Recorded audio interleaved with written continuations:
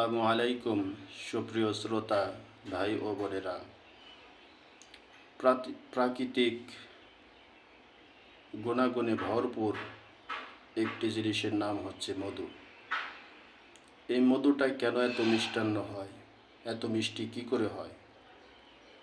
অসংখ্য ইমামগণের মত, তারা বলেন মৌমাছিরা যখন মধু সংগ্রহ করে, তখন এই মধু সংগ্রহ করে যখন চাকের মধ্যে বসতে যায়, তখন তারা সকলেই দরুদ ও সালাম পাঠ করে।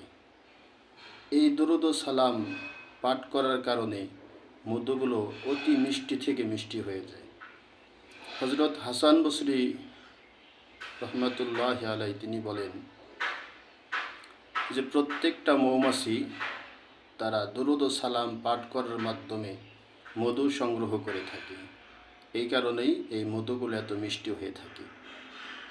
এজন্য আমাদের যাদের জীবন অতিষ্ঠ, বিভিন্ন অশান্তি, দুর্ভোগের শিকার যারা, তারা বেশি বেশি দরুদ ও সালাম পাঠ করুন এবং আপনার জীবনটাকে অনেক দামি করে তুলুন। এবং যত বেশি এই দরুদ ও সালাম পাঠ করবেন, আল্লাহ তাআলা আপনাকে তত বেশি দামি করে গ্রহণ করবেন। আল্লাহ তাআলা তত আপনার মর্যাদা বৃদ্ধি করে দিবেন।